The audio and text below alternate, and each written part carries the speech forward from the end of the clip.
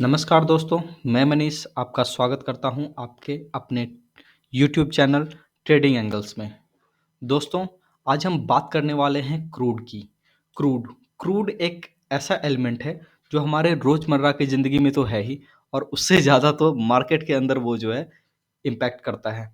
Stock market में जब भी क्रूड का नाम लिया जाता है तो उसमें ये कहा जाता है कि क्रूड जब भी ऊपर जाएगा तो मार्केट नीचे आएगा, जो कि ज़ाहिर-सी बात है। वो इसलिए कहा जाता है क्योंकि बाज़ार जो है वो हम लोग का लिंक्ड है और हम लोग का जो इकॉनमी है, वो इकॉनमी हम लोगों की क्रूड ज़्यादा इम्पोर्ट करती है। तो इस वजह से जब भी क्रूड का प्राइस जो है बढ़ता है, तो वो अपने स्टॉक मार्केट के ऊपर और अपने इंडियन इकॉनमी के ऊपर काफ़ी ज़्यादा असर डालता है।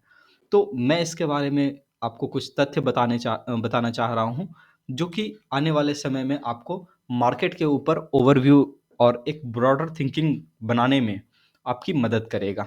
तो चलिए दोस्तों शुरू करते हैं। दोस्तों, सबसे पहली बात कि जब से ये यूक्रेन रसिया वाला आपका वॉर वाला सिचुएशन आया है, तो तब से लेके अभी तक कई सारे लोग यहाँ पे कह रहे हैं कि ये क्रूड जो है मतलब बहुत ज़्यादा चला जाएगा, पता नहीं कहाँ चला जाएगा। $200 कोई कह रहा है, कोई $135 कह रहा है। अभी जैसे पीछे एक गोल्डमैन सैक्स का रिपोर्ट था, वो बता रहे हैं कि साल के एंड तक हम लोग $200 पर बैरल चले जाएँगे। वही देखिए यहाँ पे दिख रहा होगा आप लोगों को। फिर उसके बाद एक और है अपना, कह रहा है गोल्डमैन सैक्स ही कह रहा है कि 135 के आसपास हम लोग नॉर्मली अभी छुएँगे, ठीक है? छुए हैं और अभी 200 के आसपास का हम लोग 2022 के अंदर वो सस्टेन करेंगे। तो इस तरीके का बात चल रहा है। तो सबसे पहली बात ये है कि ये समझना है कि क्या ये सच में उस तरीके से रिएक्ट करेगा और क्या इस आज के ज़माने में क्रूड इतना ज़्यादा रेट के ऊपर सस्टेन कर पाएगा? क्या ये पॉसिबल है? क्योंकि हम लोग पूरी तरीके से ग्रीन एनर्जी की तरफ बढ़ते जा रहे हैं। तो अगर आप मुझसे पूछेंगे तो मैं इसमें आपको सीधा से जवाब दूँगा कि नहीं, हम लोग उतने ज़्यादा हायर प्राइस पे क्रूड को कभी नहीं रख पाएँगे लेंगे और ना ही क्रूड उतने ज़्यादा हायर प्राइस पे कभी सस्टेन करेगा। उसके पीछे का सिर्फ़ एक ही रीज़न है, क्योंकि आप देखिएगा कि जितना भी आपका ऑयल एक्सपोर्टिंग कंपनी है, ठीक है? वो स कंपनी और वहाँ की सॉरी कंट्री है, तो वो कंट्रीज़ जो हैं, वो आपको बताती हैं कि मतलब आप देखिएगा कि जैसे कि एक सऊदी अरेबिया है, उन्होंने मतलब बहुत टाइम पहले से ही वो लोग टूरिज़्म को प्रमोट कर रहे हैं। अभी ऐसा क्यों कर रहे हैं वो लोग? वो टूरिज़्म को इसलिए प्रमोट कर रहे हैं क्योंकि उनको पता है कि एक समय पे डिमांड जो है क्रूड का घटने वाला है, ठीक है? और फिर वो इस बात को बखूबी समझ चुके हैं उस चीज़ को कि डिमांड घटने वाला है तो ज़ाहिर-सी बात है किसी और धंधे में चले जाओ, यहाँ पे फिर क्या करना है? तो इस वजह से वो जो है उस चीज़ को समझ रहे हैं अच्छे तरीके से और वो अलग-अलग बिज़नेस भी अपनी इकॉनमी के लिए ढूँढ रहे हैं। तो ऐसे समय में जब हम लोग अभी ग्रीन एनर्जी का तलाश कर रहे हैं, ठीक है? तो ग्रीन एनर्जी की तरफ हम लोग बढ़ रहे हैं और हम लोग ग्लोबल वार्मिंग को जो है मतलब बढ़ाना चाह रहे हैं और यहाँ पे हम लोग ग्रीन एनर्जी की तरफ बढ़ रहे हैं और चाह रहे हैं कि ज़्यादा से ज़्यादा हो हम लोग ग्रीन एनर्जी की तरफ शिफ्ट करें, ये क्रूड के चक्कर से बाहर निकले, तभी शायद अपना देश प्रोग्रेस कर पाएगा। इसके ऊपर गवर्नमेंट भी काफ़ी सारी इंसेंटिव ले रही है, आपने भी देखा है। तो क्या सबसे बड़ा सवाल है कि क्या ये क्रूड का प्राइस यहाँ पे सस्टेन करेगा और ये यहाँ क्यों आया? ठीक है, आया भी तो क्यों आया? और अगर आया तो क्या यहाँ पे ये सस्टेन करेगा? तो उसका जवाब है नहीं, वो नहीं कर सकता कभी भी सस्टेन। वो इसलिए नहीं कर सकता, वो $200 पर बैरल तो कभी नहीं जा सकता, ये तो कन्फर्म बात है। अगर हम लोग चार्ट को देखें तो ये है क्रूड का मंथली चार्ट। एक वक़्त ऐसा आया था जब 2020 के अंदर कोरोना के क्राइसिस में नेगेटिव में क्रूड हिस्ट्री के अंदर फर्स्ट टाइम ट्रेड हुआ था। लेकिन हम लोग जब देखें वहाँ पे, तो हमें ये साफ-साफ इंडिकेशन मिला कि चलो ठीक है, एक बॉटम वहाँ पे लग गया, ठीक है? और अभी हम लोग एक नॉर्मल सा जो है $80-85 के आसपास हम लोग जाने वाले हैं। तो कई सारे लोगों ने वहाँ पे बाय भी किया $15 के आसपास, ठीक है? और उन लोगों ने एक अच्छा खासा डिसेंट प्रॉफ़िट बनाया। लेकिन अभी जब से यूक्रेन का क्राइसिस आया, तो क्रूड के प्राइस के अंदर काफ़ी ज़्यादा ये अनएक्सपेक्टेड सा एक राइज़ आया। जो कि काफ़ी बड़ा था, मतलब 43% कमोडिटी के अंदर इस तरीके का प्राइस कभी भी नहीं होता है जनरली कि हाँ 4-4 5-5 दिन के अंदर वो अगर 40-40% चल जाए तो कमोडिटी के अंदर इस तरीके का चाल नहीं होता है। स्टॉक के अंदर स्टॉक स्पेसिफिक हो सकता है, वो एक अलग पार्ट है, लेकिन कमोडिटी में कभी भी इस तरीके का चीज़ ज़्यादातर नहीं देखा जाता है, ठीक है? तो मेरा ये कहना है कि क्रूड ये यहाँ पर सस्टेन नहीं करेगा। वो इसलिए नहीं करेगा क्योंकि हम लोग ग्रीन एनर्जी की तरफ शिफ्ट कर रहे हैं। बाकी सारी दुनिया ग्रीन एनर्जी की बात कर रही है और लोग यहाँ पे कह रहे हैं कि वो क्रूड इतना ज़्यादा हायर साइड पे सस्टेन करेगा। आप भी एक बार सोच करके देखिए, क्या ये पॉसिबल है? तो आपको जवाब मिलेगा कि नहीं, ये पॉसिबल नहीं है। और यहाँ पे ये सब लोग को पता है कि क्रूड का प्राइस जैसे आज के डेट में जानबूझ के ऊपर रखा जा रहा है, ठीक है?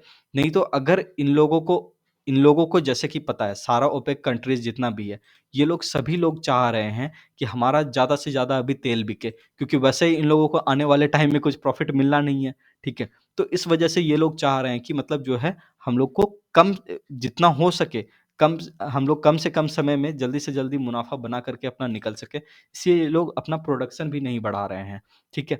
तो ये चीज़ समझने वाली बात है कि क्या ऐसा होगा?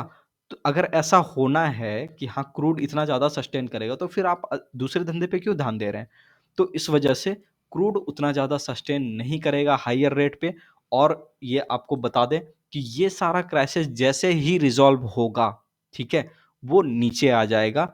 और दूसरी बात ये है कि आज जैसे आप देखिएगा कि यहाँ पे एक बहुत बड़ा मूवमेंट आया है नीचे की साइड का, ठीक है? आपने देखा भी कि ये क्रूड काफ़ी तेज़ी से नीचे भी आया है।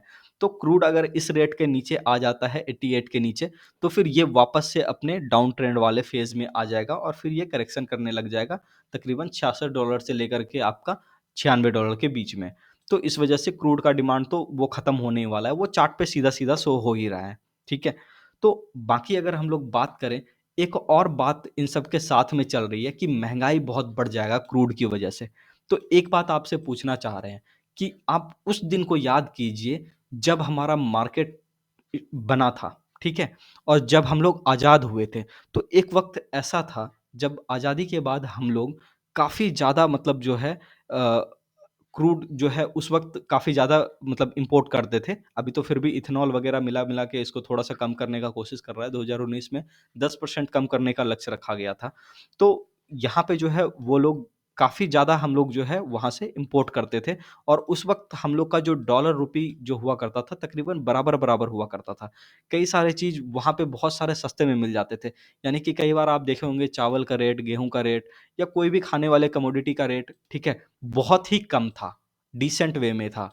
तो आप अगर उस चीज़ से कंपेयर करें, तो एक वक़्त ऐसा था जब 10 पैसे का भी चावल मिलता था, ठीक है? वो भी किलो में। और आज के डेट में ऐसा है कि 60 से 70 रुपए का भी चावल मिलता है, वो भी केजी में। तो अब आप समझिए कि वहाँ से लेकर यहाँ तक जब इन्फ्लेशन आया, तो क्या आपको ऐसा लगता है कि उतना होने के बाद भी हम लोग कंज़म्पशन करना बंद कर दिए क्या? ठीक है? तो एक बार इस चीज़ पर सोचने की ज़रूरत है कि हम लोग कंज़म्पशन बंद किए कि नहीं किए? तो जवाब आपको मिलेगा नहीं, ठीक है? तो इसका सीधा-सा मतलब हुआ कि क्रूड यहाँ से ऐसा नहीं है कि कहीं भी जाएगा तो इम्पैक्ट नहीं पड़ेगा। हाँ, ठीक है, एक डिसेंट तरीका होता है जाने का। जैसे अभी आप देखें मंथली चार्ट के अंदर, ठीक है? तो मंथली चार्ट के अंदर ये एक रेजिस्टेंस फेस कर रहा है ₹114 पे, ठीक है ना? ये थोड़ा-सा अनएक्सपेक्टेड सा मूव था, वो चला गया यहाँ पे। इस एरिया पे एक थोड़ा-सा अनएक्सपेक्टेड सा मूव था, वो अभी निकल गया। लेकिन उसके बाद अभी अगर आप देखिएगा, तो ये यहाँ पे रेजिस्टेंस फेस कर रहा है इस एरिया में, ठीक है? और इस एरिया में ये रेजिस्टेंस फेस कर रहा है तगड़ा वाला। तो इसका मतलब ये है कि ये भी समझ रहा है कि यहाँ से कुछ होना-जाना नहीं है, बस ये थोड़े टाइम का इम्पैक्ट है, ठीक है? तो इस वजह से हम ये कहना चाह रहे थे कुल मिलाकर के बात कि यहाँ पे क्या हम लोग आज के डेट में ग्रीन एनर्जी की तरफ जो शिफ्ट कर रहे हैं, क्या ग्रीन एनर्जी की तरफ शिफ्ट करने के बावजूद भी हम लोग क्रूड के ऊपर इतना ज़्यादा डिपेंडेंट रहेंगे कि क्रूड को उतने हायर प्राइस पे हम खरीदें? ऐसा कभी हो ही नहीं सकता है।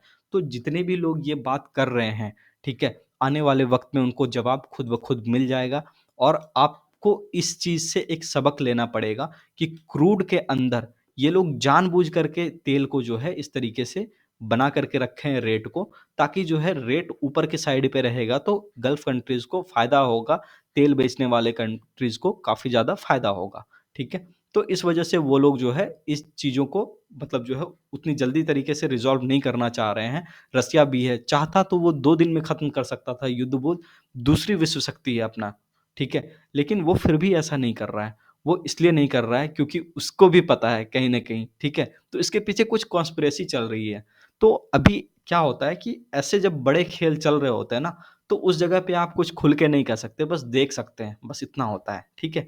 लेकिन अपने समझदारी से काम लीजिए और इन चीज़ को समझने की कोशिश कीजिए कि क्या बाज़ार जो है यहाँ पे मतलब क्रूड मान लीजिए आज जैसे 100 अब जैसे इसको मार्केट से रिलेट करते हैं। मार्केट के अंदर लोग बोलते हैं कि मार्केट क्रैश कर जाएगा। अब आप देखिए क्रूड अपना 130-31 पे चला गया जो कि 2008 का रेट है, साफ-साफ दिख रहा है, ठीक है? और उसके बावजूद भी हम लोग निफ्टी 2008 के ऊपर खड़े हैं, ठीक है? तो इसका मतलब ये हुआ कि हम लोग उन चीज़ों से ऊपर निकल चुके हैं, ठीक है? निफ्टी अपना 2008 में यहाँ था और हम लोग आज यहाँ पे खड़े हैं। यानी 6000 का निफ्टी था, अभी फिर भी हम 16,000 पे खड़े हैं। तो इसका मतलब है कि ये जो है, वो जो भी प्राइस बढ़ रहा है या कुछ भी है, वो लगभग इसमें डिस्काउंटेड है, ठीक है? तो मार्केट में अभी बेयरिश होने का कोई फ़ायदा नहीं है। ये निफ्टी का चार्ट है और इसके अंदर अभी आप देख रहे होंगे कि ये सपोर्ट लेने की कोशिश कर रहा है। जैसा कि पिछले वीडियो में मैंने आपको बताया था कि ये यहाँ पे डबल बॉटम वगैरह स्ट्रक्चर वगैरह कुछ बना सकता है। लेकिन उसके बाद फिर जब क्रूड ठंडा होगा, तो फिर हम लोग वापस से ऊपर की तरफ चलने ही वाले हैं, ठीक है? तो अगर वीडियो आपको अच्छा लगा, तो लाइक करें और हमारे चैनल को सब्सक्राइब करें और ऐसे ही इन्फॉर्मेटिव वीडियो को देखने के लिए बेल आइकन ज़रूर प्रेस करें, ठीक है? धन्यवाद, नमस्कार।